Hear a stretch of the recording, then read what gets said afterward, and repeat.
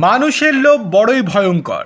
সরকারি সুযোগ সুবিধা পাওয়ার জন্য অনেক কিছুই করতে পারে মানুষ, আর এই জন্য এবার বড় পদক্ষেপ নিয়ে নিল সুপ্রিম কোর্ট। গোটা দেশ কাঁপিয়ে যুগান্তকারী রায় সুপ্রিম কোর্টের। কি হয়েছে চলুন বিস্তারিত দেখে নেওয়া যাক। তার আগে আপনাদেরকে অনুরোধ, ভিডিওটি ভালো লেগে থাকলে লাইক, কমেন্ট, শেয়ার এবং সাবস্ক্রাইব করে চ্যানেলটির বেল আইকনে প্রেস করে দিন। চলে আসি বিস্তারিত খবরে। ধর্ম পরিবর্তন নিয়ে এক অত্যন্ত গুরুত্বপূর্ণ রায় দিল দেশের শীর্ষ আদালত।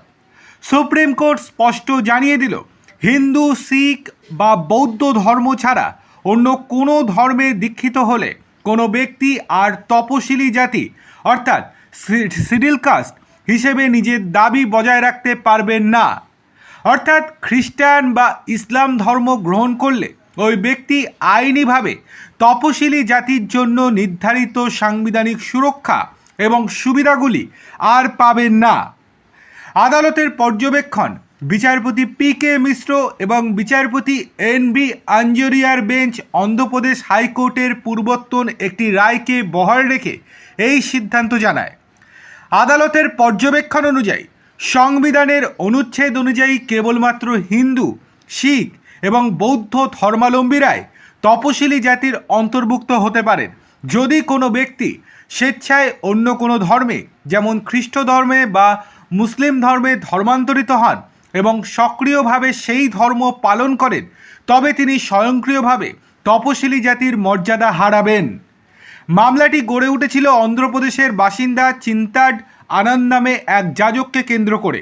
ওই ব্যক্তি অভিযোগ করেছিলেন যে তিনি জাতিগত বৈষম্য এবং হেনস্থার শিকার হয়েছেন। সেই মর্মে তিনি তপশিলি জাতি ও তপশিলি উপজাতি আইনের অধীনে একটি মামলা দায়ের করেন। কিন্তু তদন্তে দেখা যায় আনন্দ গত এক দশকেরও বেশি সময় ধরে যাজক হিসেবে খ্রিস্ট ধর্ম প্রচার করছেন এবং নিয়মিত রবিবার প্রার্থনা সভা পরিচালনা করেন। অন্ধ্রপ্রদেশ হাইকোর্ট আগেই জানিয়েছিল যে আবেদনকারী খ্রিস্টান ধর্ম গ্রহণ করায় তিনি আর তপশিলি জাতিভুক্ত নয়, তাই তার ক্ষেত্রে এসসি বা এসটি অ্যাক্ট প্রযোজ্য হবে না। সুপ্রিম কোর্টও সেই রায়ে সিলমোহর দিয়ে জানালো, যদি কেউ পুনরায় নিজের আদি ধর্মে ফিরে না আসেন বা সমাজ তাকে গ্রহণ না করে, তবে স্রেফ পুরনো জাতিগত শংসাপত্র থাকলেই তিনি এই সুরক্ষা পাবেন না।